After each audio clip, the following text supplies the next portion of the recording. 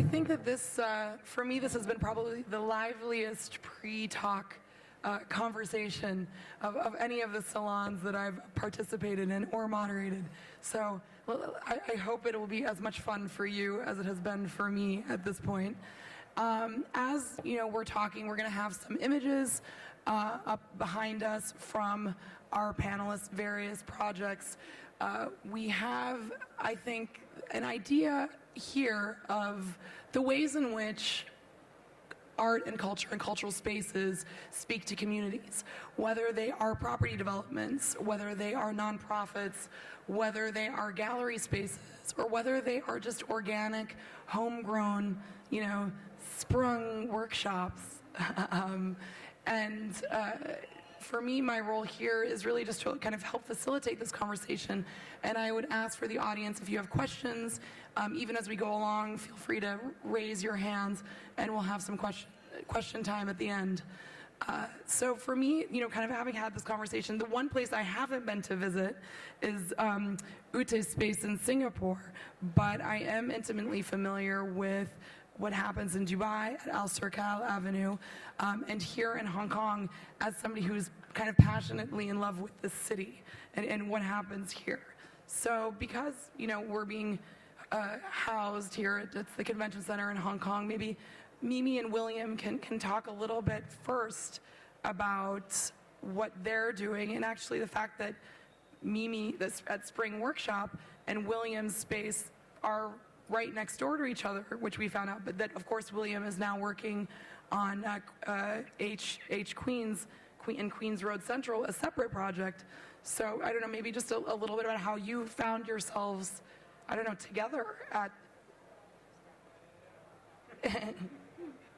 and we have the microphones here. Okay, I'll start.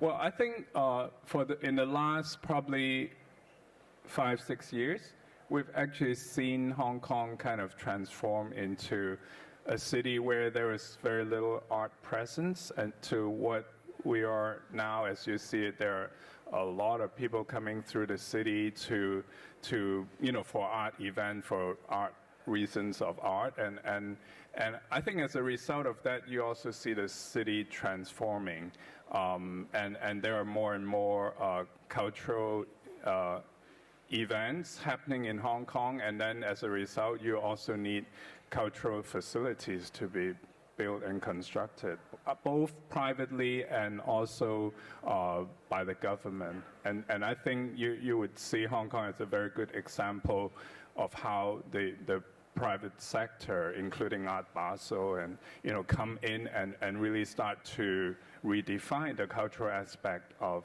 Hong Kong. And I think Spring Workshop is a perfect example of how, with one person's effort, it actually transformed pretty much the district of Wong Chuk Hang. Mimi, I was there. I got a space there. I wanted to turn it into my office. At the time, my staff said I will quit if we have to move there. It was a no man's land, and Mimi was brave enough to really go there and set up Spring Workshop. So I think she should defend herself. It's the only place with space, William. Yeah, it was true. I mean, that was a conversation we had. It's like about this idea of space and finding space. I mean, even if, as Ute was saying, put somewhere by the government or, in your cluster, you are part of a more governmental project, very top-down initiative, but always the issue seems to be space, whether there is lots of space available or somewhere in Dubai where they realize, what do we do with the space that we have? And creating a kind of district that allows people to come and be able to do different projects. So I think it's not even about cultural districts or complexes and clusters. It really is about space. I think in general, whether it's a massive one. I think in H Queens, we were saying, are these kind of larger gallery spaces here when galleries couldn't find them? Yeah, so actually I do think that there's an art ecosystem. There's, of course, the government-backed projects like museums in the city, and then there would be the mobile events like auctions and art fairs that's happening in a lot of cities. And then there would be the more permanent establishments like art galleries and nonprofit spaces. So I think all these, for the art culture to really have, and of course then there are artists and curators and galleries and all that's coming into the city. So I think for a city to really function as an art hub, all these have to come into place. And I think H Queens, when we started to think about this project, was about maybe 4 years ago. And it was really at a time where, I foresee that there is a need for gallery spaces, like grade A gallery spaces in the city to really fill up this ecosystem. And that's why that project was developed. So it's actually a vertical building. It's a commercial building, but instead of just being an office building, we have actually custom designed it for art galleries use. Yeah. So actually some of the facilities are really built for art galleries, the loading, the transportation of artworks and all that. So that's something like in Dubai. I mean, for instance, Alserkal Avenue also is for commercial galleries, but at the same time, you have the nonprofit spaces and some artist studios. I mean, have you found, I know if anybody, we're not doing a traditional introduction, so I invite you please to Google each one of our panelists' projects so that you can become more familiar with them if you aren't already. But for example, in Al-Serkal Avenue in Dubai, they built an extension which opened 2 years ago. So back in 2015. Yes. Correct, yeah. And so how was that different than the original complex? I mean, did you find it like a different exercise? Essentially, we still build warehouses because what we learned is for creative businesses and art galleries and artists, what they're on the lookout is for a blank canvas type of space. So that is something that they can create to become their own. And it's interesting that you spoke about the expansion because it's then that we had to ask ourselves, how do we build a cultural destination? And we actually had to develop a criteria to protect our integrity and really select leading contemporary art galleries. And in a way, leaders... is that it's a government project, but in fact, it's not. It's a private initiative. And actually, the reason it's called Alserkal Avenue is because the founder is Abdelmonam Alserkal, who is kind of part of philanthropist Emirati family. And I think this is the difference of maybe what Alserkal Avenue has become. It's a community project. And had a very different purpose. I mean, always from the very beginning, the mission was to help us develop arts and culture in Dubai, but also in the region itself. It was how can we build a holistic art scene, which you kind of touched upon earlier, William, is really looking at the entire ecosystem and always questioning our role as we all kind of develop. So. And then, Uta, yours is almost, in some ways, the complement, but almost the polar opposite of that, in that it is part of another structure, part of a more governmental program, but yet you're also a research institution. So not just looking at shows or artists or galleries, but really looking at creating, in many ways, an archive or creating a resource. I mean, like, our institution, the Center for Contemporary Art in Singapore, is part of a university, Nanyang Technological University, but we are half an hour away from the university in a newly established arts precinct that was opened in 2013. And it hosts, like, we are kind of an anchor institution. We have 7 residency studios there for international and local artists. We have like an exhibition space of about 1,000 square meters, which shows like, I was a Radical Blue Chips. They are well-known artists, but they are still having a research component in their practice. And we are a public resource center where we host, I think, 1/3 of our audience comes to public programs, like some are for one evening, but we also do concerts, readings. So it's very mixed, but then we also have, at the moment, I think, 12 commercial galleries in Gilman Barracks and about 4 or 5 restaurants, if I'm say it right. And then there is 2 children education facilities that deal with art and children education, art outreach. And then there is also a design store. So it's fairly mixed use. But it has been planned, and to come, I think each of you, it would be really interesting. What I think what happens with art precincts is like you have, first of all, to give it time. Everybody of you says art is an ecosystem, and you cannot just say, oh, tomorrow our doors open and the audience floats in. And artists in their studios, they don't want to have an audience, they want to work. So I think to really understand what's the benefit of being together at a space, I think that has to be explored. What makes it interesting to be together as an ecosystem? What makes it interesting, and also perhaps what, sometimes, frankly, what detracts from it. I think, Mimi, you almost were one of the first space. How have you handled now becoming a real center? Well, I guess now you're closing, so you want to kick everyone out. Actually, it's interesting listening to thus far the other 3 projects. In as much as Wong Chuk Hong, where South Island Cultural District is and where Spring Workshop is, first, I think most people were captivated by the ambiance, by the actual location itself. So there's this gorgeous temple that has the smell of incense wafting out from it. There are factory buildings with the smell of the printer's ink. There's a cooked food market where you can go and get Hainan chicken rice and a naita. It was very a magical place in Hong Kong because so much of Hong Kong is so packed and or glitzy, like kind of metal facades for the Gucci or whatever. So Wong Chuk Hong was this kind of refreshing oasis in Hong Kong of quietude, charm, well, I guess in the eyes of some, charm in the eyes of me and some of the artists who are there. William's place is next door. One of his many places is next door to us at Spring Workshop. And it's in this really decrepit old building.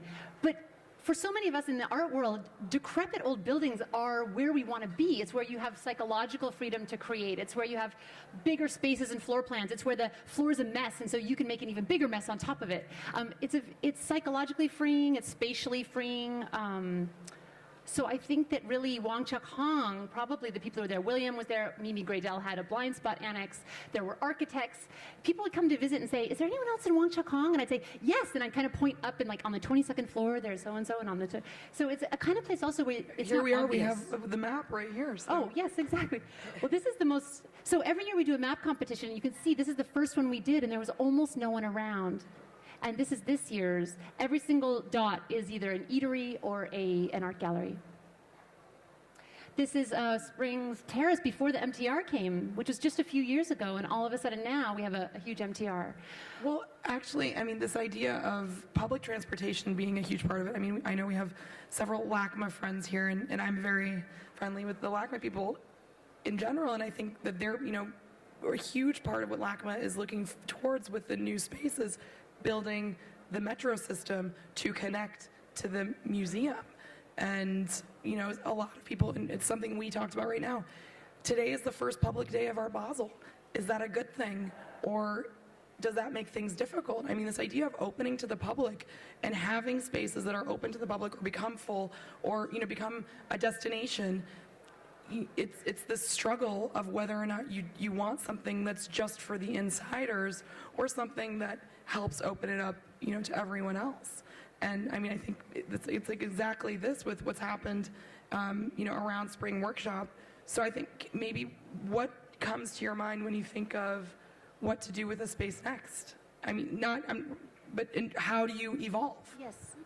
Yes. Well, actually, specifically, I think one of the surprising things in Hong Kong as well is that it's such a real estate city, and yet the nonprofit arts organizations that you would think would be jewels in some of the larger buildings and that real estate families might want to give to art spaces don't always find a home. And so I think that perhaps Spring's next move would be to offer space to all these nonprofits that just are desperate to have a location. William and I are very involved with Asia Art Archive, and we've been looking for years for a new beautiful space, and we just are having a tough time finding it. So I think that's a really interesting, I would assume that these organizations, right, would be just an absolute wonderful thing to have if you're building a new building. And yet they aren't Because they become a destination. I think in Alserkal, it's very much a part of what's happening there to have nonprofits alongside, like the Jean-Paul Najar Foundation, now the new Rem Coolhouse space, which everyone might have missed in the run-up to Hong Kong, but last week was opened. Rem Coolhouse's first project in the UAE, after many trips of visiting the region in general, and opened last week with a show about Syrian modern masters. It's very interesting what you kind of touched upon, Mimi, because I think for us, that's where we began. Actually, it was identifying what are the not-for-profit spaces that could connect with our audiences. And in the way you educate your audiences, you educate your own market. And I think it's a very important role that all of us play when the art scene is just developing itself. I mean, we have to take that responsibility. Is it not-for-profit or commercial space? Because you are developing the entire infrastructure, not only for the city, but for the region. And the tendency with what I kind of see in common between all of us is that we become essentially a place where the culture is produced and consumed in the same space. I mean, we are all a space for activity, form, and meaning in one way or the other. And I think with that, we, in a way, create some sort of educational reform. We influence and build social capital for the city to the extent where we influence the identity of the city itself. I think many of these neighborhoods, you cannot imagine Hong Kong without your neighborhood, for example. You cannot imagine Singapore, maybe perhaps without Gilman Barracks. And I think similarly, this is happening in Dubai, where you can no longer envision Dubai without Alserkal Avenue, perhaps. And I think spaces like Concrete, there will be more spaces like that coming up. Yeah, so that was actually a project by Alserkal Avenue as well. And I think the idea was to create a space while listening to the market, while listening to our community, that can host museum-grade exhibitions, but it can be a space for many subjects. You went and visited. You were there with a group from Singapore. I was there when we had the CIMAM conference, which is the International Association of Institutions of Modern Contemporary Art. But I just want to say, why are these districts in all of these places? And we also have to say these are not necessarily places where art and culture has a long history. Artists are in all of these places, of course, but I come to Hong Kong since about 98. I go to the Emirates also longer. There were no spaces. Like the artists had like very tiny locations. There were no museums. There were no galleries about 20 years ago. So it's also an attempt, and we have to be straightforward, to put a mark on the map, to say, no, we also have now a cultural scene. So when you say it's not only about social capital, it's also really about symbolic capital and, at the end, real capital. So art and culture is also a capital facilitator. We should not always think like we are so philanthropic if it comes to the arts. I mean, arts are also a contributor to the GPD. Yeah, absolutely. Yeah, and I would say, especially it's something that we have to, I think about it and acknowledge with, kind of the state of the world right now, which has been, for me, has deeply affected me in the last year as somebody who's half Libyan, half American, living in London. And to think, what that means for the rest of my life. And I think when we look at these different parts, frankly, it makes me upset with my fellow Arabs and my fellow Middle Easterners, why weren't you a part of this conversation before? Because maybe we could have prevented this. Almost at one point, I told the Tate team, I was like, you should have opened the Switch House a year ago and we wouldn't have had Brexit. Because the Switch House was about this conversation of what world culture is together.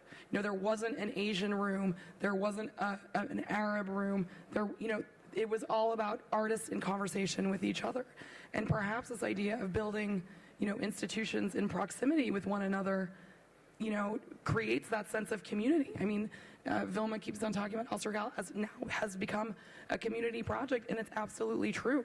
It started off as very much the Alserkal family's like vision. There were 1 or 2 galleries there, and now so many people are so, excited about it and so tied to it, even though they have no connection to the family or to the spaces there. It's about creating something for people to be proud of and to go and say, listen, I was just in the airport. I don't know if I told you this. I was in the airport leaving Dubai, coming to Hong Kong, and there was a man on the phone outside of like one of the restaurants, and we were in the airport. It was this like very quiet airport, the new airport, and he was like, oh, I can't wait to leave here. I didn't see any culture. And I wanted to be like, it was Art Dubai week. There was a Rem Cool House space open 2 days ago. That there's a whole gallery district. And I think sometimes you hear the same of new cities, of Singapore, Hong Kong. People need to be, kind of made and forced to go there and to experience, different educational projects. I think, Spring Workshop and what you do, William, so every year we have so many people coming and visiting your initiatives and what you do here in Hong Kong. Do you think that that's something very important for you to do during this Art Basel week? Definitely. So sometimes people in the nonprofit world, as Art Basel approaches, which feels like a different alien spaceship or landing, sometimes it feels large and looming. And yet for us in the nonprofit world in Hong Kong, I think as well, it's such a gift because we get to talk about what we do and share our projects with such an audience of people who fly in specifically because they're interested in culture. So actually, for us, it's amazing. I wanted to just build for a second on this idea of people being together and feeding off of each other. I think actually there's also a virtual version of a cultural district. I was thinking, with Spring Workshop's activities, our idea was to support other nonprofits originally. Therefore, we've had shows from Parasite. We've had concerts co-sponsored with Asia Art Archive. So in a way as well, Hong Kong is small enough that we can almost, without being in the same physical space, create at Spring a little cultural platform that's almost like its own little district. Or, for example, right now we have a project going on where we have musical compositions being played at 6 different organizations across the city of Hong Kong. So in a way, we're also kind of bringing all these other nonprofits into our fold as well. So that's kind of also an interesting idea that you don't have to necessarily be all physically in the same place if you have projects that span the city. But I think it's, we are on an art fair.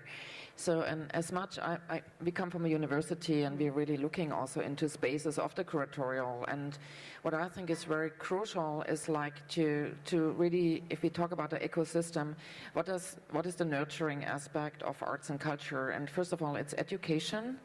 Who has access to art education? So that's very critical. But then it's also not only non-for-profits. We are both a non-for-profit, as much as universities are still non-for-profits. But there's also young galleries, and the young galleries, they cannot pay the market prices that you would have in each of our cities. Mm-hmm. And artists also have to pay for the education, and they live from what they sell. So they don't live from us, from the non-profits, because we don't pay them. We show their work to the public. We have an educational mission. But I think also what could support like the younger galleries who are committed to a new generation of artists, because honestly speaking, the rents that we all have in the places that we are working are not sustainable for young galleries, because their artworks, like the artists they have, they don't make the profit that they would need. I don't know what is the context of Gilman Barracks specifically, but in Alserkal, that's how we build the self-sustainable model, is with the aim to help and support creative concepts. So we have multiple partnerships and we derive different rates based on the activity.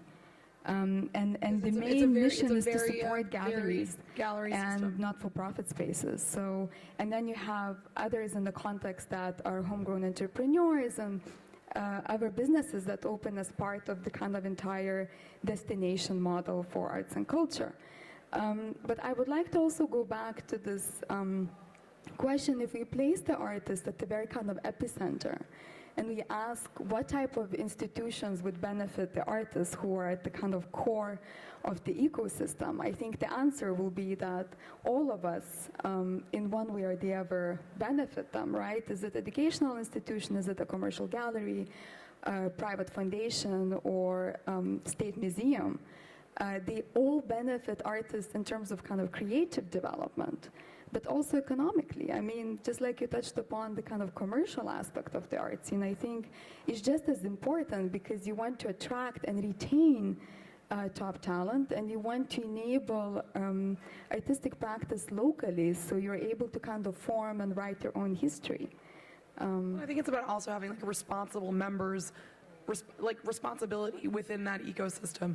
And the art world is of course notoriously opaque, but at the same time, one knows what are what galleries are great galleries for their artists, and which institutions are able to put on a really responsible show. I mean, there was kind of have been countless controversies about shows and institutions. I mean, most recently, I know that there was this Kiefer controversy in China about a show that was done without the artist's permission. But at the same time, you've also heard about Richard Prince saying that is not my artwork any longer, because he doesn't like who bought that work. And I think that and there's a way of disavowing something, but there's also just a way of being a responsible member of that community. And art galleries, are oftentimes the first arbiters of that. But I think it's, if a gallery district or not, or so, or like if a fair or not, I still think it's also still important to keep always at the core, why do we benefit from being exposed to art?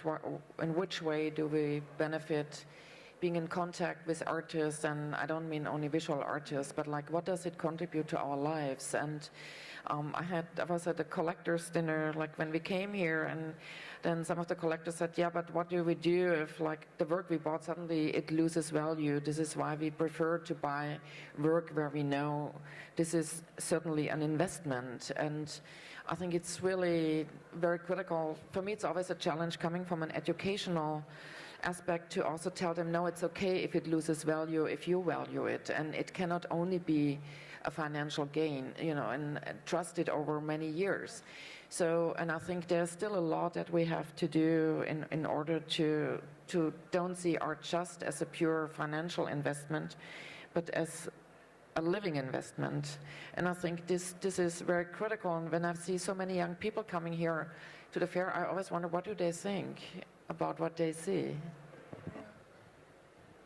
William? Well, I think that's exactly the most important thing, is what people think about art. And I think what all we've been talking about when we're talking about building cultural districts and all that, we're talking about the hardware, which in a way is only half of the equation. I think the software is the most important.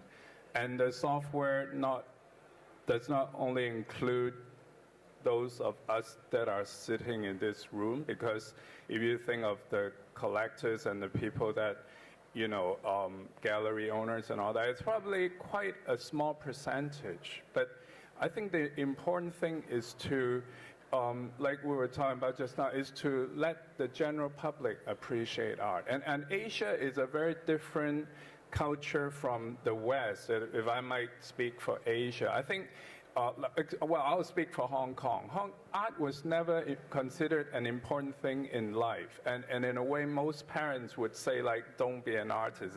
You'll just die, or you will suffer, and you will starve to death. And I think it's very important to have that change in attitude. And I think, and I've been observing people that have been coming to the art fair. I think year after year, there are more and more people interested in coming here. And the first year of Basel or Art Hong Kong, you could see people come in and they just take photographs of everything without really absorbing it. And almost like, a Louis Bourgeois is a drawing on the wall for them. What exactly, they really don't think about it. They just take the picture first. But I think now you see a big perceivable difference. People start to talk about art. People line up for hours trying to get a ticket to come in. So I think this whole ecosystem in art has actually shifted in the last few years. And maybe you can say that it's a result of all the galleries coming, all the art events that were planned by like spring workshop and all that, but it really slowly transformed the mentality of the whole city. And I think as a result, that actually benefit the ecosystem much more so that if you were just going to build the biggest museum, if nobody visited, it's meaningless. And I think, so I would say, events like Art Basel and all these, gallery events and all that has really helped to mold this ecosystem in Hong Kong. And I think maybe that's a very good way to think of art to start with education, because if people don't feel intimidated by art, they think that it is an important part of their life, which I think it is. It's a way, especially a city like Hong Kong where it is so stressed all the time. It's great to have art as kind of a counterbalance. So I think it is an important issue. It's true. I mean, I actually, having been in Dubai last week, I sat next to a collector at dinner who was kind of convincing. I was in between two people who had met and who had this very lively conversation about why art was important in their lives, and he was like, I have to gamble all day long. He's in finance. He's like, art is the best stress reliever in the world. And it was such an interesting, for me, an interesting concept that for him was the joy that he was then able to have. And he's like, listen, I know, when I'm buying something, it is oftentimes, I think of it as an investment, but oftentimes it's also just the pleasure of looking at that in that outlet. And he loves meeting artists. And so, and what Ute was saying is that, what we have to think of what is really at the core of what we do. I mean, it's obviously the art and the artists themselves, and that so many people really enjoy being in contact with people who are at the center of that creative activity. People always ask me, oh, you work in art? Oh, you're an artist? I'm like, actually, not at all. And I probably don't even think I've ever taken an art class in my life, but I so enjoy being around this idea of creativity and others who create that. And I think, within the context of a research institution or, galleries and profit. Sorry, I'm losing my voice. Have lost my voice for many days now. It is at that center. But I think it's also crucial, for example, we have a similar situation, like, as I said, Hong Kong, it developed over maybe 20 years or so. There were always institutions and organizations who dealt with art, like Videotouch or like A-Space, and so Parasite started 20 years ago. But that it's a fully fledged ecosystem, like now M+ is in the making, it takes some years, and I think it's really crucial. It doesn't matter if it's private investors or governments, to have the understanding it takes maybe 20 years to build it up and not give up after 5 years and say, oh, it's not working, because very often in order to convince those people who finance this, we take them to the Venice Biennale or we take them here, and then you start, and then they say, but where are the people? So they expect that this is happening overnight, and it's not possible overnight. It takes quite some time. And then also, again, to come back to younger galleries, if nobody buys what they're having there, they become non-for-profits, but they can't survive that. And so I think it's also important that people also start maybe to buy younger art and maybe support younger galleries in order to have the ecosystem that we have today. I mean, all the artists who are blue chips today, they started very young, like maybe very cheap. So I think it's really to understand that supporting the system, you have to go through the whole kind of like level also of an ecosystem. But I think that's why it's important to enable public access. I mean, last year we've grown organically, and I couldn't agree more with you. And I think in that respect, we were very lucky with Alserkal family, because they have a vision of a legacy building, while at the same time we support the ecosystem. And I think we all have an opportunity to create our own definitions and terminology and spaces that are relevant to the context of our own regions. I think that's very important to consider, and support homegrown talent. And the Alserkal Avenue in UAE in general, I mean, that's kind of at the crossroads that we are at. We are in a way undergoing some sort of cultural audit where we're asking ourselves, what is our role going forward? Whom are we creating culture for? And what institutional model works for us? Because of course, you know, there's not really a kind of major contemporary art museum, well, at all. And there, obviously, you have the Sharjah Biennale, yeah. and Sharjah is 45 minutes from Dubai, and then 45 minutes the other direction. You have Saadiyat Island, and what's happening, well, hopefully happening there. Well, Louvre might, will be opening, I think, at the end of this year, which will be very exciting. I mean, it will change the context of the region as well. So something for us, again, to kind of think about. But if you look up Sharjah, for example, I mean, we went 2005 when I was still teaching in Vienna. We went to the inauguration of the Art Academy in Sharjah. So I think it's also interesting, like, I mean, it's now 10 years or like a bit more than 10 years that there is the art school. And so, which was very exciting for us to see, and the Sharjah Biennale or the Sharjah Museum. This is now around, like, also the museum almost 20 years. So I think if you look this up, it takes this kind of time, and I think it's this patience that is necessary to let an ecosystem grow is very crucial. Because for example, in Gilman's, we always, like you said, like to me now, is it a success? I mean, it's 3 years, and after 2 years, people say, is it really a success? We hear some galleries are going, and so, like, I think it's dying. I said, like, would you say this to a toddler? I mean, they're 2 years old. Like, it takes the time to grow up. You make mistakes, you relearn, and it takes time. And I mean, it's interesting because when you mention Sharjah, I think the UAE in general, I mean, we complement each other, Abu Dhabi, Sharjah, and Dubai, and I think you have families that have been developing the art scene for more than 20 years. I mean, Sharjah has 21 multidisciplinary museum spaces, and a lot of people don't know that. And certainly, I think, you know, it's taken time, and there are artists like Hassan Sharif, Mohammad Kazem that Hassan Sharif was working on, performance art back in the 70s and 80s, more or less. But, you know, just because we don't talk about the history, it doesn't mean it didn't happen. And I think what's important looking forward is how we document what's happening today. You know, how do we archive the present history? So, yeah, and I think that, funnily, the idea of an archive, and so many people are so... it's so impressive what Asia Art Archive has done in being exactly that source. And this idea of having research and really having that availability, you know, to kind of, you know, I think now in Alserkal you have like a book space. There's been now with the cafe and, you know, these like catalogs and just having printed material. I mean, I know that we all talk about the internet and software and hardware, but printed materials are just so important. I mean, your Asia Art Archive opens to the public. I mean, and maybe can Mimi tell us a little bit about the way that works and how you think that would work in your space? Yeah, I think one of the interesting things about Asia Art Archive is it's not just an archive.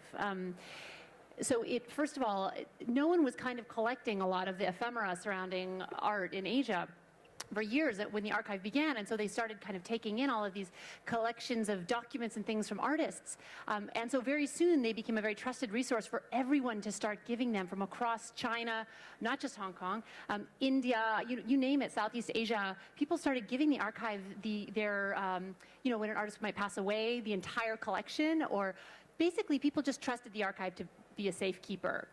But then along the way, it started adding programs to educate. So a lot of what we're talking about, the ecosystem, the archive also began to do. And the name is a little confusing because you think Asia Art Archive might just be some books, but actually it's this incredibly diverse group of programs and educational sources. Actually, for me, it's the entire way that I became interested in the arts in Hong Kong was through Asia Art Archive. So Spring Workshop would not even exist without Asia Art Archive. So that's kind of what it does, and I don't remember why I'm telling you, but I'm so excited about Asia Art Archive, I have to tell you about it. But what was your question? The idea of having resource and having written material at one's fingertips. That's right. And so you've just proved the point is that Asia Art Archive is how you were able to engage. And I remember actually being with Art Basel when they announced that they were going to stop with the catalog. I'm like, what do you mean? We need a catalog. They're like, no, don't worry. It's not going to be a catalog for each show, so not for one for Basel, one for Hong Kong, one for Miami. It will be a yearbook. And for me, it felt so important to have this, a documentation of this written, something, you know, I can have at home. I mean, my mother thinks I'm crazy and that I'm a hoarder because I love having lots of books around. But I love having, I mean, I probably haven't even opened half of the books in my house, but one day I will, maybe. Right, exactly. And I think that it's this idea of a research institution. I mean, how do you work with the other institutions that are within the barracks or within the university? I mean, do you have conversations about the shows you're doing or the research you're doing and how that fits with them? Or how does that come together? I think the closest contact we probably have with the National Gallery, like in terms of they look into Southeast Asian modern and into Singapore. And I think in terms of research, because like as a museum, they have a big research mandate and there's a lot to catch up. I mean, as I said, the Asia Art Archive was probably the first one who did it on that scale and scope. But for education, it's very critical. The link that we have, like with the other institutions, there is much more, as I said, as a community, like you share the space.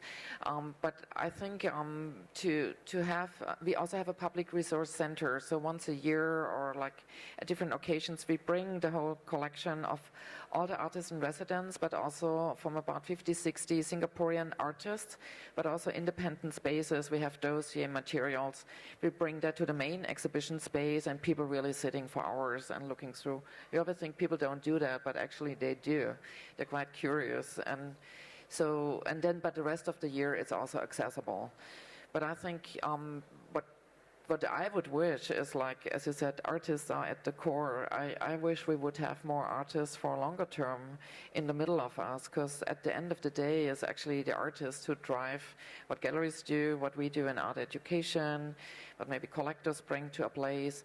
So I think it's important to have more presence of artists in arts precincts and still let them work in peace, but I still think it's important to have them there because I think they're very important feedback sources. I mean, we just had, you worked with Heman Chong, we also worked with Heman Chong, we just had the library of unread books. So Heman asked, during his residency, he wanted to make his residency public. So he opened his studio. So every Friday, it was open from noon to midnight. And he collected, he asked people to send him their unread books. And then people could just come and look through the unread books. I could have sent him lots. Yeah, please send him a book. So I just think it's also, but this is a complete unusual idea. So I think it's really important to still trust also the artists, what they would bring, because we still think in a very structured way maybe, and I think this more unpredictability and unusual way of approaching it, I think often comes from the artists, and I think we need that to reinvent ourselves. How do you think it's changed? And you have one artist in residence. Well, you're starting an artist residency, but you have one artist whose studio is in Alserkal. Do you see that having changed anything about the ways in which the galleries interact or interact with the public? I mean, certainly, I think where artists are, that's where ideas are born, and I think we change our ways. It shifts the ways we think. And essentially, we all end up following the artists, I think, and in one way or the other. And that's how artist residency actually was born. But it's interesting what you said. A decade ago, we started as warehouse district, an industrial area. But there was internal energy. Something was starting to happen, and it was really the recognition goes to our founding gallery members. They're the ones that started building the art scene, essentially. And then we built expansion, so we created a curated community for the arts that was not only open to contemporary art galleries, but to the leaders of creative economy, like culture producers, history makers, essentially. And then in 2015, we embraced the role of an arts organization because we kind of looked at the ecosystem and we asked ourselves, how can we help foster artistic practice locally? And that's when we started our homegrown program in parallel to our community program.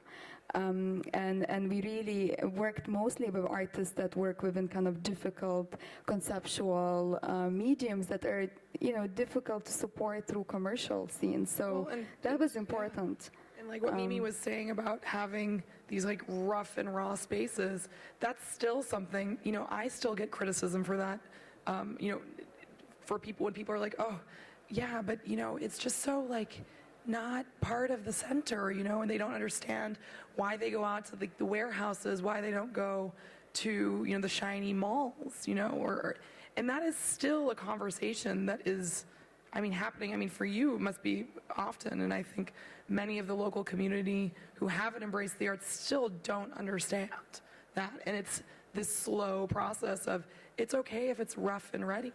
And I think we were both in Saudi Arabia, and we'll have been several times, but most recently for the Saudi Art Council, I know that, you know, them doing the space in this very raw concrete mall, like they don't get sponsors for those shows because they don't understand why it's not in the shiny, brand new space. And I think that there's that idea of how does one have that conversation for both? And I think, actually, William, how does that, I mean, how are you able to kind of split your brain between the South China Cultural District and H Queens?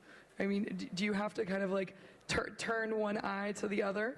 No, I think the two can coexist. Just when I think that you can have M+, and then you can have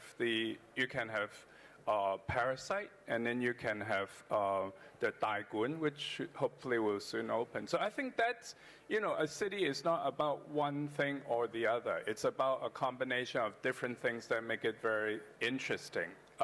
So I think you have the more refined galleries, and then you have the rougher section. And I think the two actually complement each other. And it really depends on what work you're trying to show. And you know, I think definitely the Wong Chuk Hang side for younger emerging galleries, and if they group together nicely, it really form a very nice community. And then you can have your blue chip international gallery that's really more in the center of town, and it, you know, I think it happens in London, in New York. It's very much the same type of development. And I think if we go back to the development of artists, which is ultimately the most important thing of what we're talking about, if a city has strong artists, it will have a strong art scene, and it will attract, you know, a lot of events. And actually, I'm very proud of Hong Kong's artists. I mean, 3 years ago, I published this book, No Colors, and it's basically talking about, you know, the past generation that think there's no future to anyone that's in the art industry. It's like, and then I think within a few years, I remember like maybe 5-6 years ago, there was a show at Tate, and they invited nonprofit art spaces to show their local artists, and Hong Kong Parasite was in that show. And at that time, I remember very clearly to have 4 Hong Kong artists going to London to show for 2 days. A weekend was just this amazing thing for Hong Kong artists. But little do we know, like this year, I mean, we should all be proud. We have Hong Kong artists that's selected for Documenta. And, you know, so all, you know, I think it's all these equals. Well, it's Samson Young who, you know, we should be all very proud of him. And you know, it's just, I think it's all these happening. It's your established galleries, it's your raw spaces, it's your art fair, it's your curators, it's your art people, it's your museums that's coming in town that really created this ecology that molded the way that it's not actually about just the local. I mean, obviously that's a huge part of it, is educating the community, but it's also about the dialogue that, you know, Hong Kong has with Documenta, that Dubai and Hassan Sharif showing in Venice, and Singapore doing a partnership with the Tate. And I think, you know, so many of these conversations have been things that are about creating that conversation in the microcosm, but really also about being, I mean, a word that we've used often, and that I had to write in a kind of diatribe of a letter last week about being a part of the art ecosystem, I think is you know, a hugely sometimes forgotten, actually, tenet of what we all do. So I think on that note, we will continue to have our discussion, but if we have any questions from the audience, I think we have a microphone coming around, I think, from Stephanie.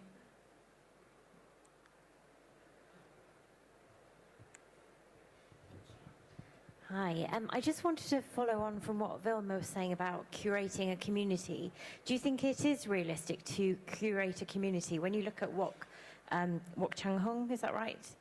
And Hoxton and the meatpacking district, they grew up organically in derelict buildings that already existed. When you look at Alserkal Avenue, yes, they look like warehouses, but they're essentially new shiny buildings made to look like warehouses. Is that realistic, and can you organically grow? No, they were traditionally warehouses. No, not the new section. Oh, not the new section. was built. Yeah, but the original section. But the new section, which is the biggest section, is But all I new. think that's what's interesting, because we're always, I don't think it's right to compare us to Hoxton or Shoreditch, because we are a district in the Middle East and we are a district in Dubai.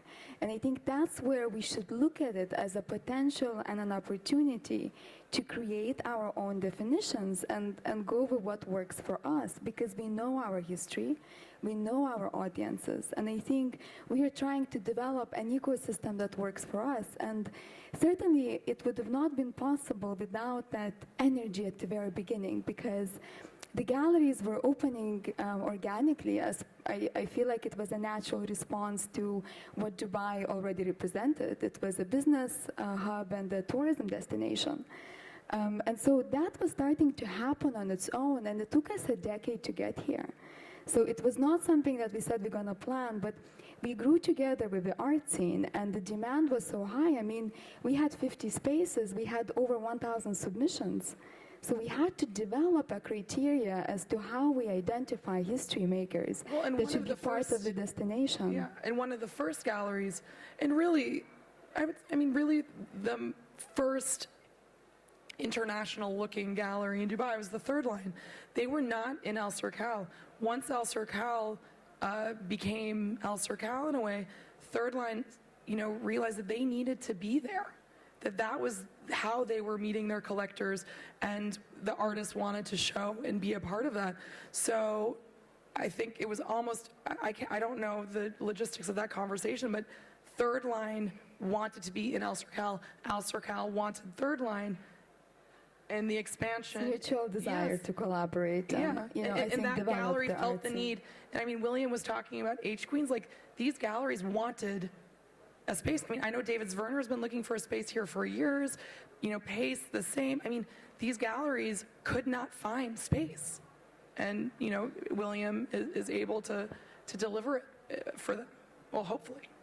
Yeah, I think it's important, to be able to provide commercial spaces, because it is part of what the whole system is about, so that you can attract the galleries. And also, I think a lot of time we talk about the international galleries coming in as an invasion of the local galleries, but I don't think of it that way. It's just making the overall scene more vibrant, and I think it's important. Once you have that, you have then international collectors also coming in, and then with that you bring everyone would then, as a result, come into the city, and I think it's a win-win situation.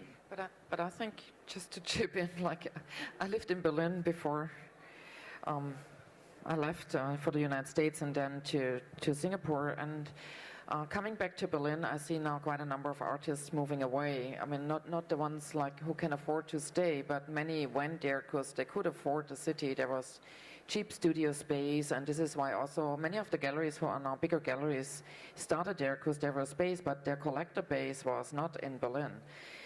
But they had a space where they could do their work, which they could afford. And I think one has to be aware that, I think the moment the artists move away, the business will become very empty. And I think this need of still to subsidize and make sure that also a younger generation of artists and also younger galleries or non-for-profits can afford a place keeps it lively.